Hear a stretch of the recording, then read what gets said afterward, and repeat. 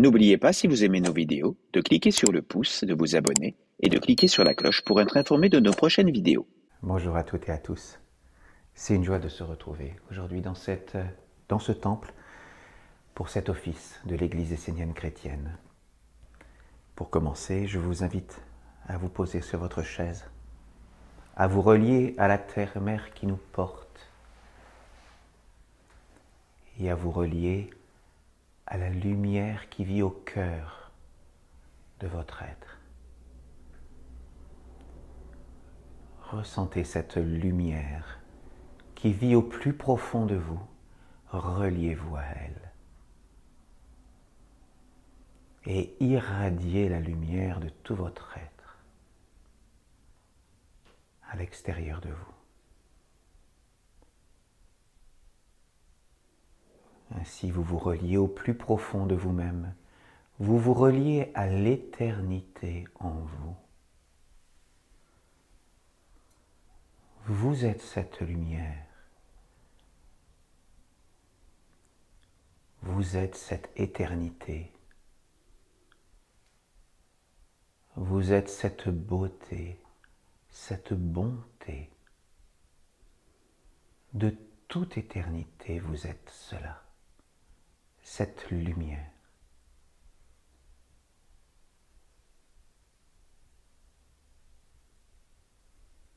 Faites-la vivre, faites-la grandir, irradiez la lumière de votre être tout autour de vous.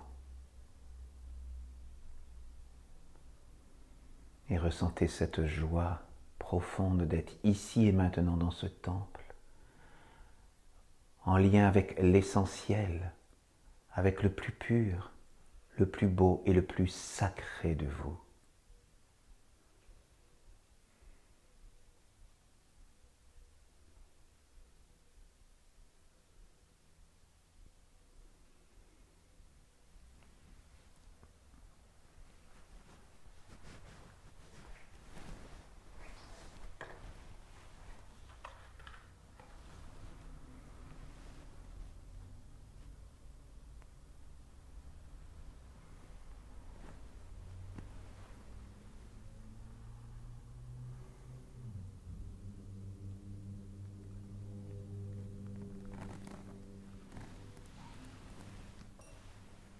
Par mon ange, j'appelle la flamme du Père, la flamme de la Mère, la flamme de la maison de Dieu, afin qu'elle brille ici et maintenant et dans tous les éthers, et qu'elle nous relie au plus pur, aux plans les plus sacrés, à l'alliance divine des Esséniens avec les mondes divins. Amen.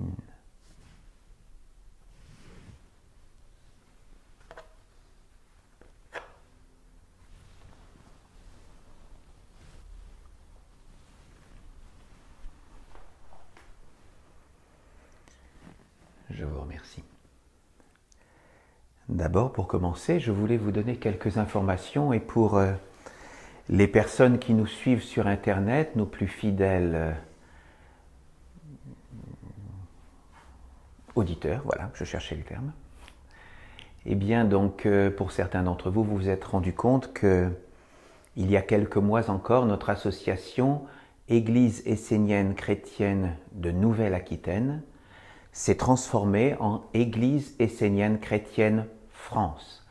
C'est donc les instances internationales de notre mouvement qui nous ont demandé de nous transformer en Église essénienne chrétienne France. Et bien entendu, toutes les démarches ont été faites au niveau de l'administration, au niveau de la préfecture, et je voulais vous annoncer que nous avons eu une réponse positive de la préfecture de La Rochelle. Maintenant, donc, notre association Église essénienne chrétienne France est reconnue sur l'ensemble du territoire français comme une association religieuse cultuelle, loi 1905. Et donc, je voulais vous dire que c'était une belle nouvelle, une belle victoire pour nous. Et donc, voilà. Donc, notre association maintenant occupe l'ensemble du territoire français et donc nous avons cette responsabilité de faire grandir notre Église un peu partout en France. Il y a d'autres pasteurs qui exercent actuellement et nous allons donc nous rassembler pour pouvoir faire grandir et faire connaître la voie de l'essénisme, de la religion essénienne pour qu'elle puisse grandir et croître en France, bien sûr, et sur la terre.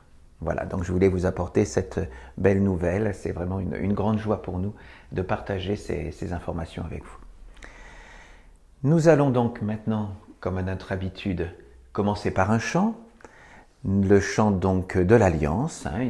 Par ce chant, nous nous rappelons que l'Alliance, c'est de vivre dans l'ensemble de la création. Nous, êtres humains sur la terre, on nous a bien souvent appris à nous occuper de nous, à faire grandir notre monde, le monde de la matière, l'humanité, avec une vision humaniste. Et bien souvent, on nous a appris à ne nous occuper que de l'humanité. Et l'humanité a le droit d'utiliser, selon certains principes, toutes les ressources qui se trouvent sur la terre, croîtrait, prospérer, nous disait une ancienne Bible. Eh bien non, les Esséniens ont la conscience que nous vivons dans un monde qui forme, dans un univers même, qui forme un tout. Nous sommes des animistes. Et comme toute religion animiste, les Esséniens considèrent que nous ne pouvons pas nous dissocier des minéraux, des végétaux, des animaux, de tous nos frères humains, mais aussi des plans plus subtils, invisibles, des anges, des archanges et des dieux. Nous ne sommes qu'un maillon de la création. Nous ne sommes pas le maillon, mais un maillon de la création. Et donc, par cette chanson, nous nous rappelons et nous nous unissons avec l'ensemble de ces plans, l'ensemble de ces règnes, et nous nous réunissons par ce chant avec les minéraux, les végétaux, les animaux, les hommes, nos frères, les Esséniens, les maîtres, les anges, les archanges, les dieux, pour nous relier avec l'alliance du Père et de la Mère.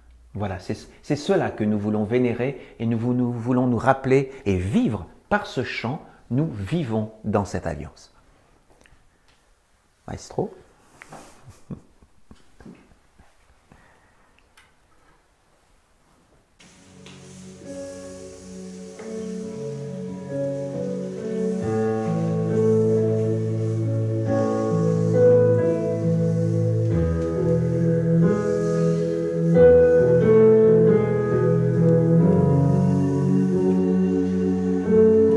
Béni soit l'alliance de la grande famille. Béni soit le Père et la Mère, toute la création. Béni soient les dieux,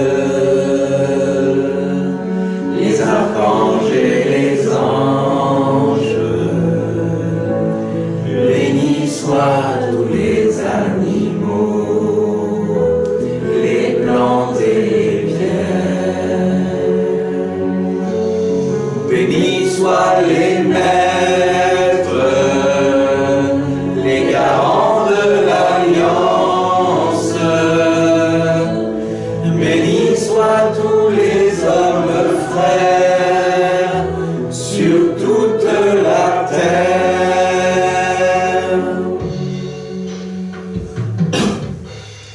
Béni soit l'alliance de la grande famille.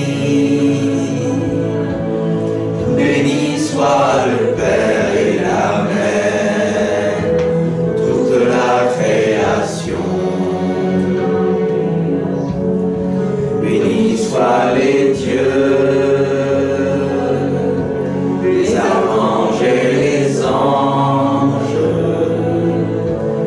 Bénis soient tous les animaux, les plantes et les pierres.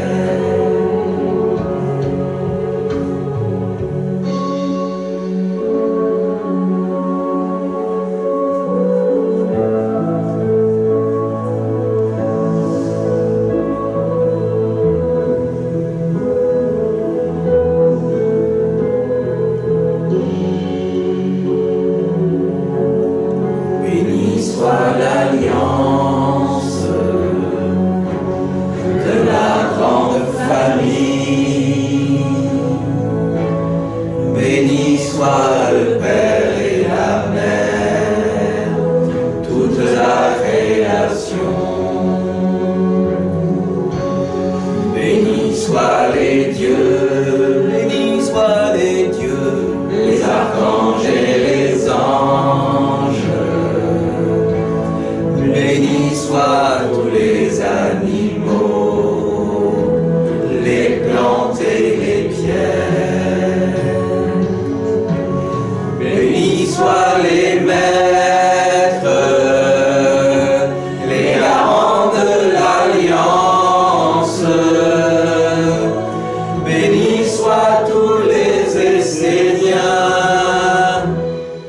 sur la terre. Bénis soit l'alliance de la grande famille.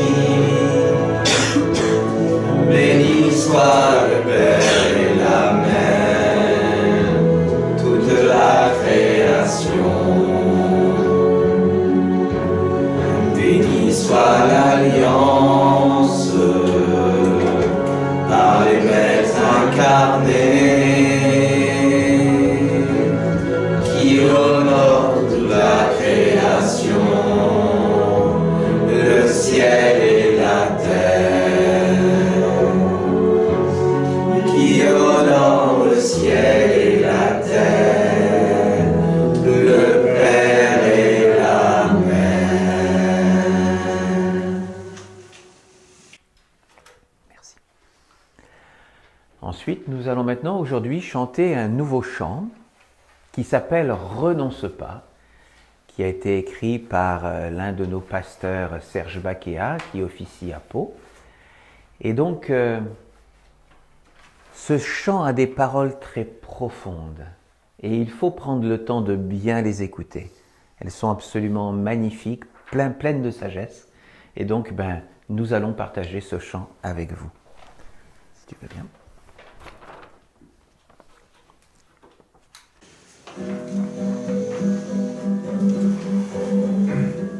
Toi qui peines sous le lourd fardeau de notre savante ignorance, ne sachant plus le vrai du faux, reconnaissant notre ignorance, fatigué de te conformer à l'exigence des apparences, faisant comme si de rien n'était, c'est toute ton âme en souffrance.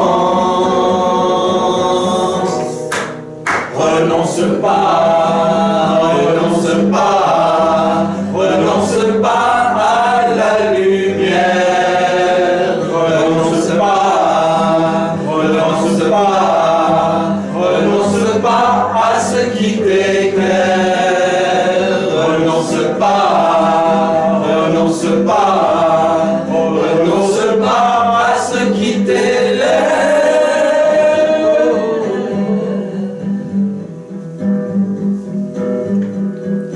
Toi qui cherches à savoir qui tu es, et d'où tu viens et où tu vas,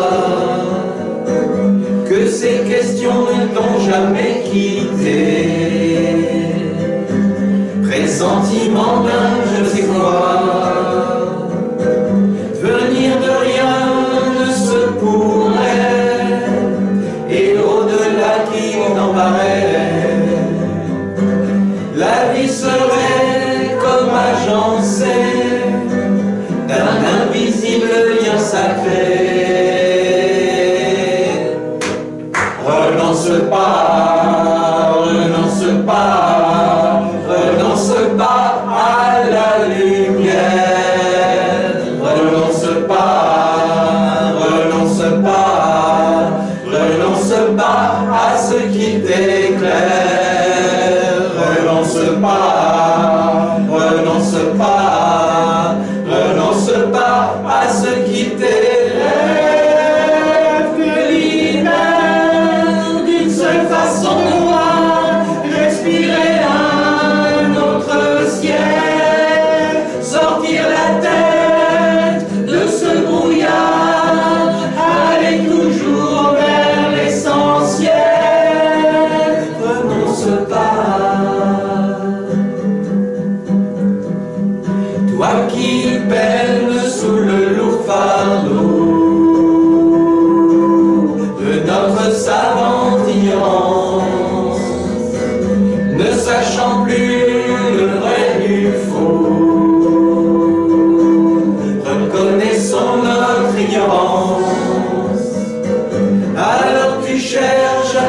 libérer, et peu importe comment les nommer, démons, fantômes, désirs, pensées, tout ce qui t'empêche d'avancer. Renonce pas, renonce pas, renonce pas à la lumière. Renonce pas, renonce pas, renonce pas à ce qui t'éclaire. Renonce pas, renonce pas, renonce pas à ce qui t'élève, te libère d'une seule façon de voir, respirer un autre ciel, sortir la tête de ce brouillard, aller toujours vers l'essentiel.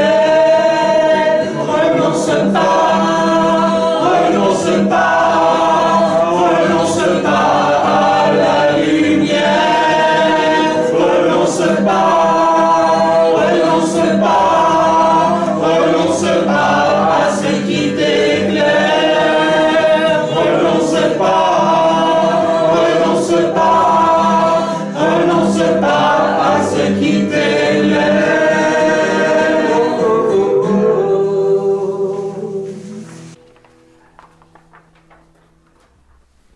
Voilà.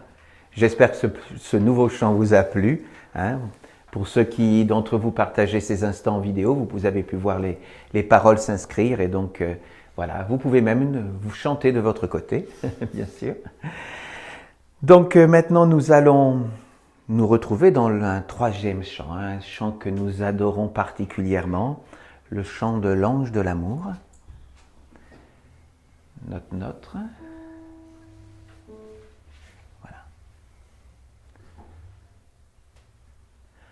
Amour, amour, ô ange d'amour, amour, amour, toi source de la vie. Amour, amour, ô ange d'amour, amour, amour, toi source de la vie. Amour, amour, ô ange d'amour, amour, amour, toi source de la vie. Amour, amour, ô ange d'amour, amour, toi source de la vie. Amour, amour, ô ange d'amour,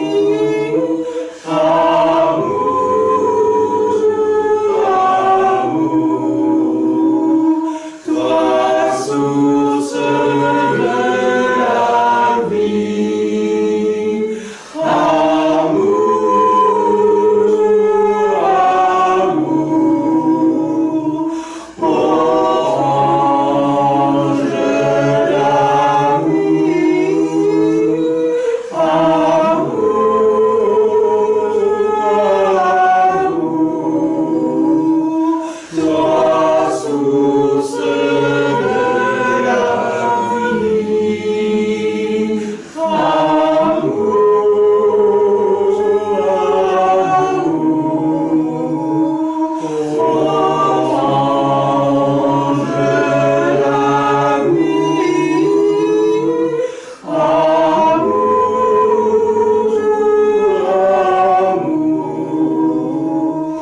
Toi source de la vie.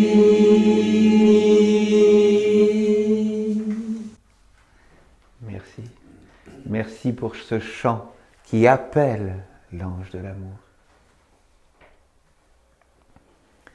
Je vous invite à vous asseoir et à savourer ces instants.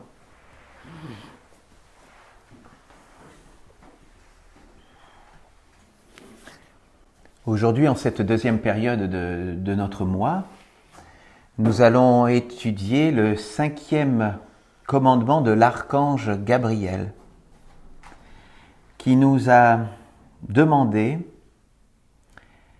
qui nous a dit: « Tu ne chercheras pas à acquérir ce qui ne t'est pas utile, ce dont tu n'as pas besoin et qui ne t'appartient pas. » Voici le 5e commandement de Gabriel. Ce commandement est relié à un arcana que nous allons pratiquer tout à l'heure et que je vous montre. Dans cet arcana, nous mettons les bras à l'horizontale, nous rejoignons nos poings sur notre cœur, nous levons les bras vers les mondes supérieurs et nous faisons des cercles avec les bras.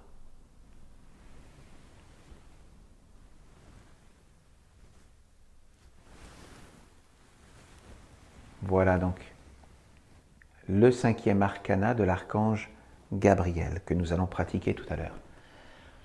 Lorsque nous le pratiquons, nous devons avoir un état d'esprit particulier qui est que j'enlève tout ce qui n'est pas à moi, je me purifie.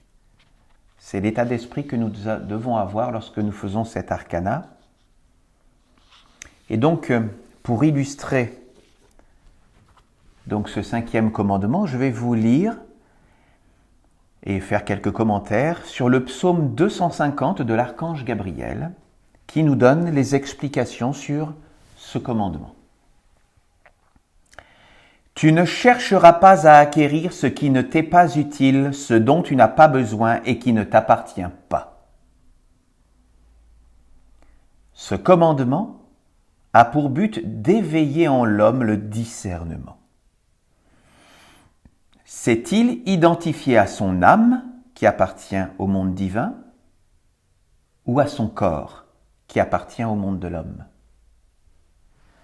La plupart des hommes s'identifient au monde extérieur, aux apparences qui brillent, qui paraissent être lumineuses et qui séduisent le corps. Ils regardent ce monde et cherchent à lui devenir semblable, à s'y intégrer. L'homme oublie sa vie intérieure, son être véritable, son âme, son immortalité. Eh oui. Et c'est pour ça que tout à l'heure, lorsque nous avons commencé notre office, je vous ai invité à vous poser sur la terre et à retrouver votre lumière immortelle, votre moi véritable, votre jeu sacré. Car c'est en prenant le temps, si possible chaque jour, de nous unir au plus profond, au plus sacré de nous, que nous faisons grandir cette flamme et cette union, cette alliance avec ce qui est le plus sacré. L'homme oublie sa vie intérieure, son être véritable, son âme, son immortalité. Il ne se demande pas si tout ce qui apparaît à l'extérieur est pour lui appartient, et surtout si cela nourrit ou éteint sa lumière intérieure. Il pense qu'il trouvera tout ce dont il a besoin à l'extérieur, et c'est ainsi qu'il devient un consommateur, un être qui privilégie l'avoir au lieu de l'être. L'homme croit que tout ce qui existe peut lui être utile et le nourrir, mais il n'a pas différencié dans sa vie ce qui est immortel de ce qui est mortel. Ainsi, il y a un monde qui fait grandir l'homme et un autre qui le détruit. Sans ce juste discernement, l'homme est instinctivement comme un enfant qui met tout à sa bouche, pensant naïvement que tout est bon pour lui. Tout ce qui lui plaît, le séduit, le charme. L'homme non éduqué veut le goûter, le prendre, l'assimiler, le devenir, l'expérimenter. Il n'a pas compris qu'il y a des expériences qui abîment, qui blessent, qui handicapent. Il y a des mondes qu'il ne faut pas approcher, car ils enlèvent la connaissance et font perdre la conscience de la nature et de l'identité véritable de l'homme. Cette identité étant que l'homme est un être universel et éternel. C'est ça. Il faut toujours que nous pensions à notre éternité, à notre lumière intérieure, pour la faire grandir et la nourrir de ce qui est le plus pur chaque jour. Et pour nous, Esséniens, ce qui est le plus pur, c'est la Bible essénienne, c'est ça qui doit nourrir notre lien éternel et sacré avec notre âme. Ce commandement pousse l'homme à savoir qui il est de toute éternité et aussi à se délivrer de la mauvaise identification qui le dénature. Tu dois parvenir à reconnaître ce que tu as... Non, tu dois parvenir à reconnaître que tu as été fabriqué par un monde artificiel qui a été pensé, construit, organisé, façonné pour que l'homme puisse s'identifier à un monde extérieur qui lui est étranger. Ainsi, toute sa vie, l'homme cherche à s'adapter à ce monde qui l'accapare et l'anéantit, à se l'apprivoiser, à s'y conformer. Nous le voyons bien que dans notre vie, quoi que nous fassions, nous cherchons à nous conformer à ce monde de l'homme, parce que de toutes les façons, nous n'avons pas à vivre en dehors de ce monde de l'homme. Nous devons vivre avec le monde de l'homme, mais nous ne devons pas vivre que pour le monde de l'homme. Et donc, chaque jour, nous nous y conformons, nous respectons tout ce que l'on nous dit de respecter dans ce monde-là. Mais nous devons penser toujours que c'est le monde du recyclage, que nous devons vivre avec ce monde-là, mais en ayant la compréhension et le discernement de le mettre à sa juste place. Ce n'est que le monde de l'homme éphémère. Ce n'est pas nous, nous sommes immortels et éternels. Et nous devons régulièrement nous relier à notre source éternelle. L'homme cherche un statut social, une reconnaissance, et il est prêt à adopter tout ce qu'on lui propose.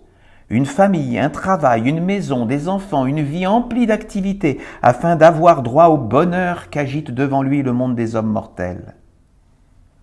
Mais en tout cela, il n'y a pas de place pour l'éveil et la vie de l'âme, et pour faire apparaître le corps de l'immortalité. Et c'est bien là la grande tristesse du monde de l'homme. Le monde de l'homme, notre société actuelle est vide, vide de sens, vide de reliance à ce qui est éternel. Est-ce que vous voyez dans les télévisions les sages, les philosophes nous parler de notre immortalité? Jamais.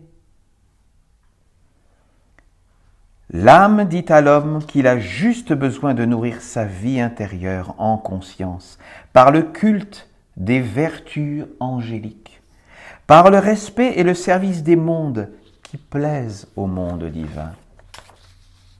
Quand l'homme n'est plus dans l'alliance avec les vertus angéliques, il est perdu pour la lumière. S'il croit qu'il est vivant parce qu'il revêt un manteau d'illusion ou parce qu'il a acquis un statut social, il chemine dans les ténèbres sous l'emprise de la lumière trompeuse. Un tel homme peut être grand dans le monde de l'homme, mais il n'est rien, il n'existe pas devant le monde divin. Effectivement, ce n'est pas le statut social, ce n'est pas la célébrité qui font qu'un homme va être connu par le monde divin. C'est ce que nous faisons dans le plus pur de notre cœur, lorsque nous nous mettons au service du plus grand, c'est-à-dire de Dieu, des anges, des archanges, et lorsque nous nous mettons même à une toute petite mesure au service pour faire grandir notre Église, eh bien c'est à ce moment-là que nous pouvons être vus par le monde divin. Le monde divin n'est pas contre le statut social ou la réussite dans le monde des hommes. Mais lorsqu'il n'y a que cela et que la vie intérieure n'y participe pas, cela n'est rien devant les mondes supérieurs. Cela est inexistant. Bien sûr que nous avons le droit de grandir, d'avoir une vie sociale stable, et d'ailleurs, c'est même un commandement, une recommandation. Nous devons nous poser sur la terre. Nous devons vivre sur la terre dans une vie stable, avec un toit, une famille, un travail, tout ce qui fait que nous pouvons être heureux et participer dans le monde des hommes. Nous devons nous installer dans le monde des hommes. Mais nous ne devons pas nous illusionner et ne croire que ce n'est que pour le monde de l'homme que nous devons vivre. Le monde de l'homme n'est pas la finalité. Le monde de l'homme, c'est le monde du recyclage. Notre éternité est ailleurs. Pour les mondes supérieurs, le monde extérieur n'existe pas s'il est séparé du monde intérieur et de la présence de Dieu. Éveillez-vous afin de vous connaître vous-même et de ne pas vous identifier à ce qui n'est pas vous. Quand je parle du monde divin, je vous indique le bonheur, ce qui est en vous, votre source. Quand je parle du monde de l'homme, du monde fabriqué, je parle de la souffrance, de ce qui est à l'extérieur de vous. Vous me direz qu'il y a aussi le bonheur dans le monde extérieur, mais ce n'est qu'un simulacre qui est toujours mélangé au malheur. Oui, bien sûr que nous pouvons vivre de grands moments de bonheur sur la terre, mais nous savons que le monde dans lequel nous vivons, c'est un monde de la dualité. Le bonheur parfait, l'amour parfait, la sagesse parfaite ne sont pas du domaine humain. L'amour parfait appartient à Dieu. Le bonheur parfait appartient à Dieu. La sagesse parfaite, c'est Dieu. C'est là que nous avons notre origine. Et donc, le monde de la dualité, le monde de la matière, le monde de l'homme n'est pas le monde divin. Jamais l'homme ne pourra maîtriser entièrement le monde extérieur, car il ne lui appartient pas. L'homme peut se maîtriser lui-même, mais pour cela, il doit se connaître et demeurer lui-même. C'est avant tout la vie intérieure qui définit l'homme, et c'est uniquement par elle qu'il peut organiser la vie extérieure d'une façon juste pour servir Dieu. Si l'homme est dépendant des conditions et des circonstances de la vie extérieure, il s'associe avec ce qui n'est pas à lui et il s'alourdit. Plus l'homme s'éloigne de la source intérieure, plus il se perd lui-même. Il s'attache alors à des mondes qui le font souffrir, le transforment en pantin, le conduisent en esclavage, lui volent sa lumière, sa force vitale pour exister à sa place, en usurpant son identité. Voler la force vitale d'un être signifie accaparer sa faculté de penser, ses sens, ses croyances, ses rêves, son identité et sa destinée. Et lorsqu'on regarde le monde actuel, avec tout ce que, j'ai envie de dire, la télévision, c'est vrai qu'on peut s'en protéger de la télévision, il suffit de ne pas en avoir. C'est par bonheur ce que j'ai l'habitude de faire, c'est ce que nous faisons à notre domicile. Mais ce que je veux vous dire, c'est que ce monde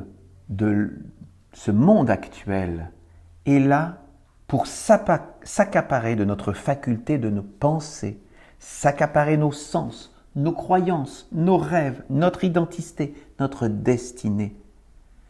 Nous voyons tout un système qui est là pour nous faire rentrer dans des boîtes, nous priver parfois même de liberté, et où on veut nous apprendre à savoir penser comme on nous explique.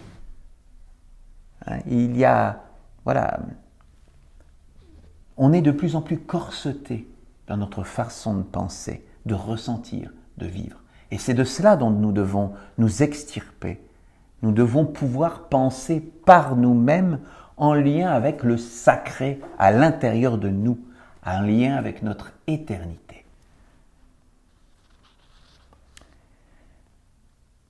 Voler la force vitale d'un être signifie accaparer sa faculté de penser, ses sens, ses croyances, ses rêves, son identité, sa destinée. C'est pourquoi tu dois connaître ta véritable nature et ne pas convoiter ce qui ne t'appartient pas, ce qui n'est pas ta destinée, afin de ne pas engendrer la souffrance et de ne pas cultiver ce qui engendre la perdition. Tu ne dois pas éveiller le serpent du désir de ce qui n'est pas en toi. Si tu éveilles ce serpent, il se nourrira de ta force et te poussera à sortir de toi pour convoiter ce qui n'est pas en toi, te conduisant ainsi dans la souffrance. Tu finiras par être malheureux de ce qui n'est pas à toi et qui ne t'appartient pas, ne te concerne pas. Ce qui est en toi t'appartient, alors que ce qui est à l'extérieur, en dehors de toi, appartient à un autre. Savoir ce qui est à toi et ce qui n'est pas à toi est la clé de mon 5e commandement. L'âme est la lumière, et le monde de l'homme est une ombre qui porte la semence de la mort. Le savoir, le juste discernement doivent être en toi. S'ils sont à l'extérieur de toi, ce n'est qu'une illusion de savoir, de force, d'harmonie, de bonheur. Lorsque les médias nous disent comment penser, ce que nous devons savoir, tout ça c'est une ombre, c'est à l'extérieur de nous, ça n'a pas de valeur. Ce qui a de la valeur, c'est ce qui ressort de vous sur votre façon de penser, de ressentir, de vivre, d'aimer. C'est ce qui est à l'intérieur de vous qui est le précieux. La vision doit être en toi. Si elle n'est pas en toi, qui regarde en toi? Tu peux considérer un événement avec sagesse plutôt qu'avec crainte. Tout dépend du regard, du point de vue. Alors ce qui apparaît comme heureux ne l'est plus, ce qui apparaît comme souffrance devient un chemin de lumière. Celui qui regarde avec l'œil des anges voit tout autre chose du point de vue des vertus immortelles. Si ta vie dépend des conditions et circonstances extérieures, tu es un esclave. Si en plus tu cherches à maîtriser ces circonstances en abdiquant ton être intérieur, tu es stupide, car tu convoites ce qui ne sera jamais à toi. La liberté est un chemin intérieur qui passe par le culte des anges, des archanges, des dieux, et par l'alliance consciente et claire avec le Père et la Mère. Les anges signifient les mondes invisibles qui apparaissent dans la vie intérieure de l'homme éduqué pour recevoir la subtilité de la vie. Je vous rappelle ici que les anges sont le règne au-dessus du monde humain et c'est vers eux que nous devons tendre notre vie, tendre nos pensées. Et c'est en accueillant un ange dans notre vie, c'est en nous tournant vers les anges que nous pouvons grandir et aller vers le plus beau, le plus noble à l'intérieur de nous. Et c'est ça le chemin de liberté. La faiblesse de l'homme est son corps mortel avec ses besoins et le monde extérieur qui l'entoure. La force de l'homme est sa vie intérieure, tournée vers un monde supérieur subtil et sacré. Celui qui vit en harmonie avec les mondes supérieurs et lui-même, sans rencontrer d'opposition, connaît la liberté. Je vous relis cette phrase parce qu'elle est importante. Celui qui vit en harmonie avec les mondes supérieurs et lui-même, sans rencontrer d'opposition, connaît la liberté. Celui qui s'arrête à l'opposition est pris par l'esclavage. Esclave est celui qui convoite le bien d'autrui, car il a perdu le lien avec le ciel intérieur et son bien propre. Le ciel est éternel, immortel comme la lumière, alors que la terre appartient au temps, à ce qui passe. Vis avec le ciel et demeure fidèle à ses commandements, et sur terre, sois un passant. Olivier Manitara demanda alors à l'archange Gabriel, « Père Gabriel, comment faire pour ne pas succomber à l'emprise du monde extérieur qui paraît devenir de plus en plus forte et qui bien souvent nous envoûte, nous accapare, nous envahit ?» L'archange Gabriel répondit, « Il ne faut pas confondre une boîte vide et une boîte pleine. Le monde de l'homme est une boîte vide. Bien sûr, elle est parfaite, elle est faite pour attirer l'œil, stimuler les sens, éveiller la curiosité et l'envie. Mais elle est vide. Elle ne donne pas la plénitude, la paix, la satisfaction. À peine avez-vous ouvert la boîte que la satisfaction vous quitte, car il n'y a rien dedans. Quand je ne dis rien, cela signifie l'insatisfaction, car il n'y a jamais rien. Le rien, c'est l'esclavage, la dépendance, la perte de ce que Dieu vous a donné pour construire son royaume et faire apparaître son gouvernement sur la terre. Le monde de l'homme est un monde d'emballage. Ainsi, lorsque vous avez tout donné pour acquérir la boîte, vous vous retrouvez affamé car les céréales n'y sont pas. Le monde divin éveillera en vous une autre façon de voir le monde. Il vous dira et vous montrera qu'il est plus important de se nourrir que d'acheter une belle boîte pour seulement paraître ou apparaître. Cela peut sembler idiot, mais c'est pourtant ainsi que vivent les hommes. Le monde leur a dit qu'il était plus important de paraître que d'être.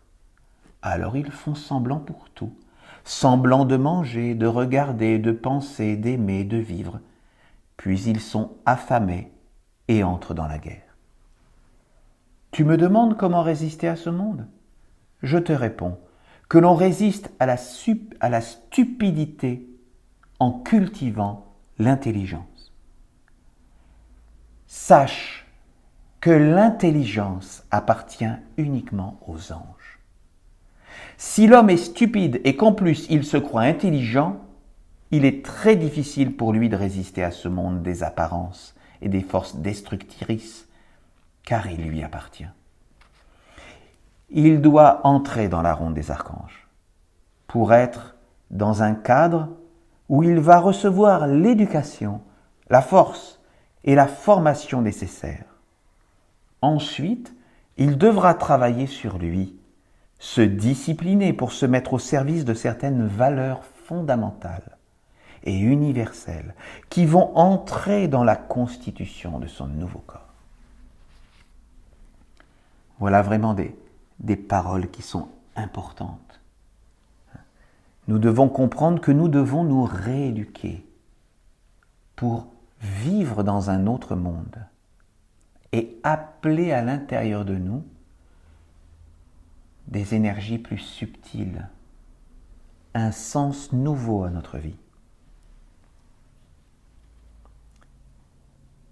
Éveillez votre connaissance intérieure de vous-même, de votre ciel et de votre terre. Ne cherchez pas à prendre ce qui appartient à d'autres et ne cherchez pas à être ce que vous n'êtes pas, simplement pour être valorisé aux yeux d'un monde qui n'a pas de valeur. Ne vous nourrissez pas de ce qui est inutile et que vous ne conduirez pas vers la libération.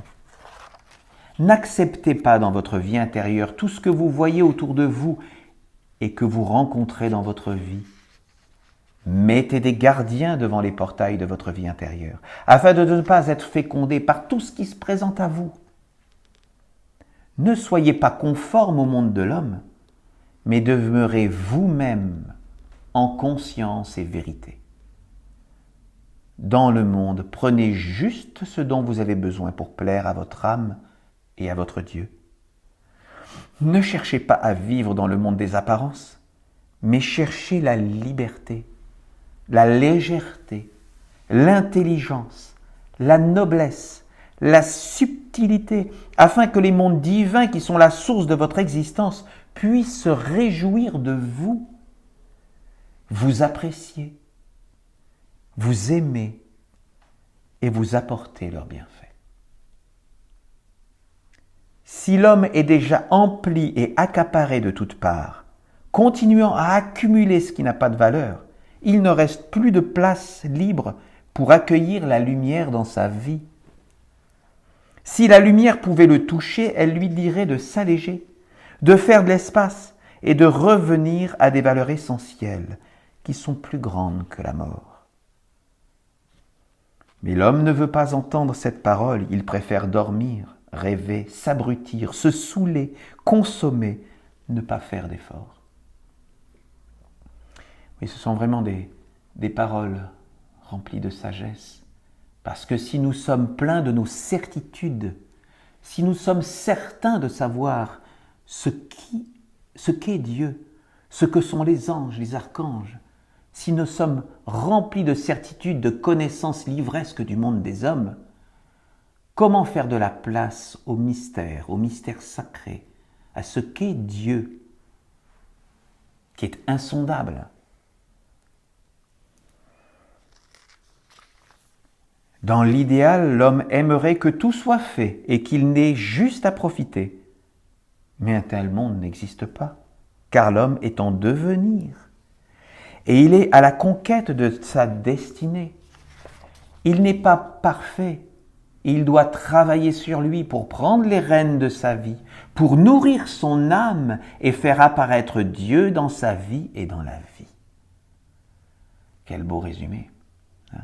Nous devons prendre notre vie en main, nourrir Dieu, la parcelle divine, la parcelle sacrée, la lumière qui est à l'intérieur de nous. Chaque jour, nous devons la nourrir, penser à elle, l'irradier autour de nous, être dans cette joie immense de participer à quelque chose de grand à l'intérieur de nous, à cette alliance, à cette union avec le sacré. Il faut chaque jour pouvoir lire la Bible essénienne, cette Bible qui est là pour nourrir notre lien avec notre âme, avec notre subtilité, avec le sacré en nous. Ne te surcharge pas de l'inutile. Ne bafoue pas les règles, l'ordre céleste et les principes supérieurs divins juste pour satisfaire ton envie de consommer. Celui qui est séduit par une envie extérieure perd le lien intérieur. Il est dans cette envie jusqu'à devenir un avec elle. Lorsqu'il aura atteint le but de la semence qui a été mise en lui par cette envie, cela ne l'intéressera plus et il laissera tomber cette séduction pour succomber à une autre, cheminant ainsi d'une boîte vide à une autre boîte vide, sans jamais nourrir son âme ni faire apparaître Dieu. L'homme veut juste être rempli et croire qu'il existe. Alors vous avez bien compris mon message. Si vous voulez être empli, nourri,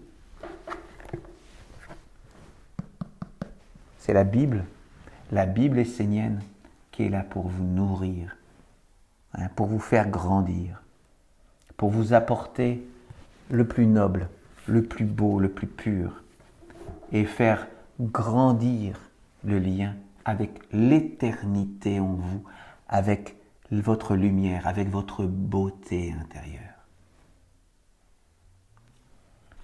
Je vous remercie. Alors donc, je vais vous inviter à vous lever pour pratiquer ce 5e arcana.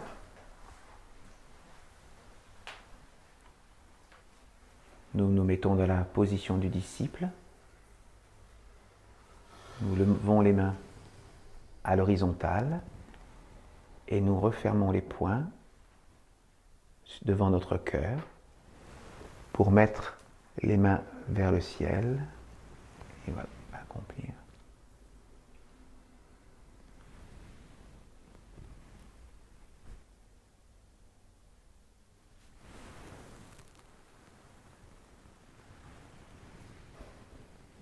Je vous invite à continuer. Je vais vous relire l'état d'esprit. Continuez, oui, vous pouvez continuer.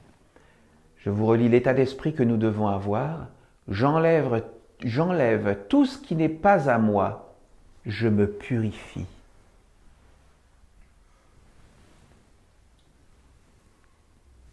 J'enlève tout ce qui n'est pas à moi. Je me purifie.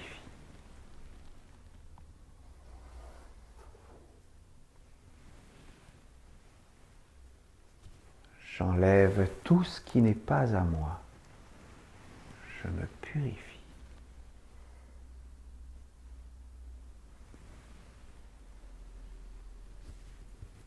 J'enlève tout ce qui n'est pas à moi. Je me purifie. Je vous rappelle que la pratique des arcanas cherche justement à nous relier au plus pur à l'intérieur de nous. Ce sont des mouvements sacrés qui nous ont été transmis. Et lorsque nous les pratiquons, nous activons des énergies à l'intérieur de nous. Nous attirons des esprits, des génies, et nous nous relions à un égrégore qui nous permet d'être en lien avec les mondes divins.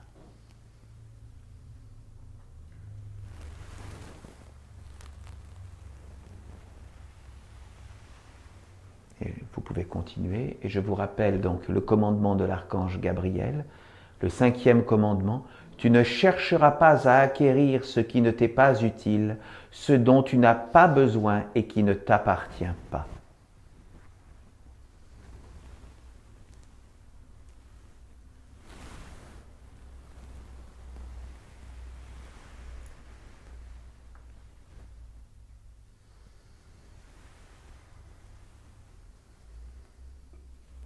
Donc vous pouvez pratiquer cela chez vous pendant la semaine.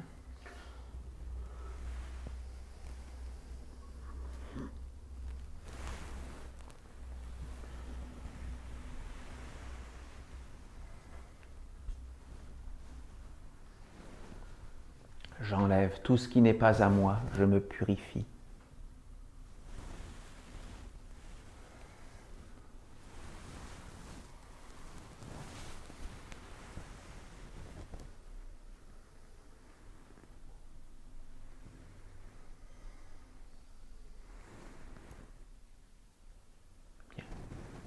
Je vous remercie.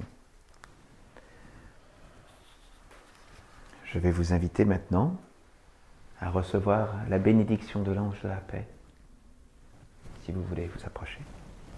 Eh bien, c'est déjà le moment de nous quitter. Nous allons nous séparer par notre dernier chant, le chant Ensemble, parce que nous aimons nous retrouver ensemble pour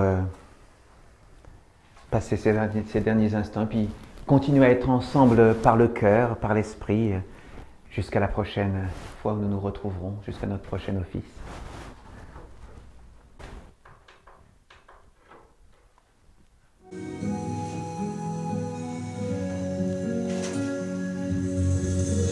Ensemble, nous protégerons nos mystères.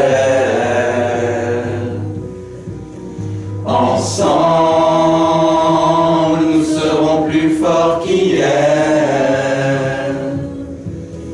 Ensemble, nous bâtirons les repères d'une nation libre sur la terre.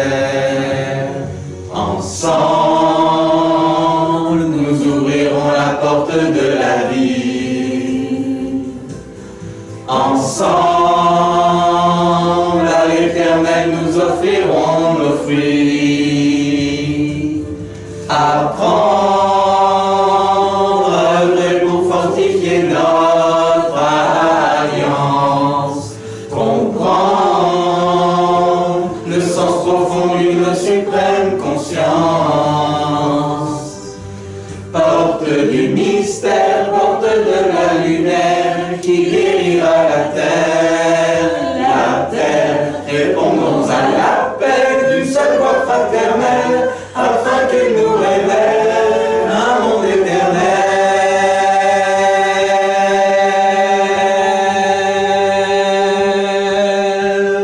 Qu'ensemble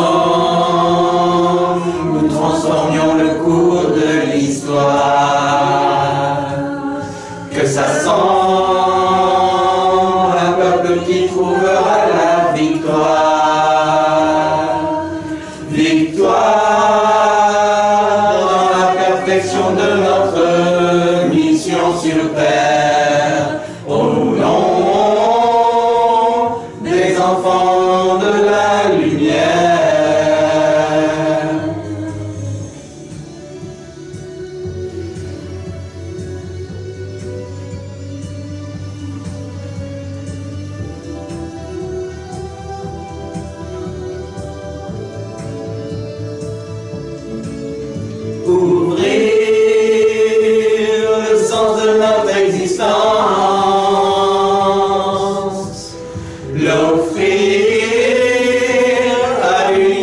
cette conscience. Ensemble, ensemble, ensemble, ensemble, ensemble, nous bâtirons les repères d'une nation libre et fière sur la terre, sur la terre,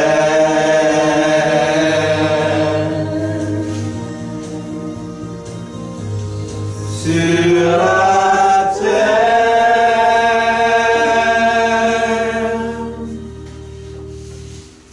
Avant de raccompagner la flamme, je voulais ajouter quelques mots au sujet de ce que j'ai dit tout à l'heure.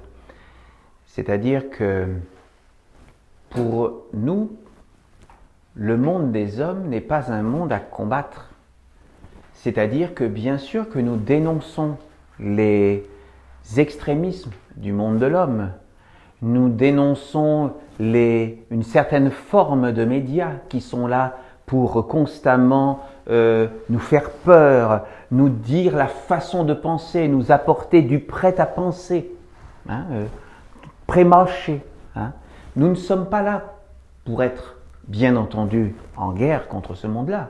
Nous l'acceptons, mais nous voulons donner un autre regard, comme quoi nous devons retrouver notre liberté, et cela passe par notre liberté de penser et à nous retrouver à l'intérieur de nous-mêmes, pour retrouver notre liberté à l'intérieur de nous-mêmes. Ça, c'est important. Et nous ne sommes pas contre les médias, parce que quelque part, je ne voulais pas utiliser le terme média tout à l'heure dans mon homélie, mais je ne voyais pas trop quel mot utiliser, donc je l'ai utilisé. Nous ne sommes pas contre les médias, d'ailleurs, il y a des médias qui font des travaux différents. Mais ce que je voulais apporter comme précision, c'est qu'il y a le monde de l'homme, nous le respectons, il a le droit de vivre. Et toutes les personnes qui se reconnaissent dans ce monde-là sont tout à fait respectables pour nous. Nous ne condamnons et nous ne jugeons personne. Cela est vraiment quelque chose d'important et pour les auditeurs qui nous écoutent, il faut qu'ils aient conscience de cela. Nous ne condamnons personne, mais nous voulons apporter un autre point de vue, une autre façon de penser, une autre culture. La culture essénienne. Et pour toutes les personnes qui se reconnaissent dans cette culture, ils sont les bienvenus. Les autres qui ne se reconnaissent pas, ils sont tout à fait respectables. Nous ne jugeons et condamnons personne. C'est ce que je voulais apporter comme précision. Je vous remercie de votre attention et je vais donc raccompagner la flamme de notre temple.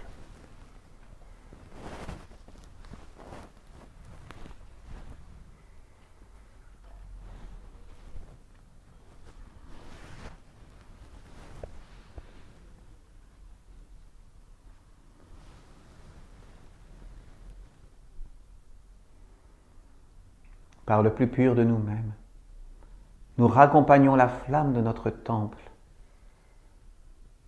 Et nous sommes dans la grâce, dans le remerciement de ces instants sacrés que nous avons pu vivre, dans cette joie immense où nous étions avec le plus pur et le plus sacré à l'intérieur de nous.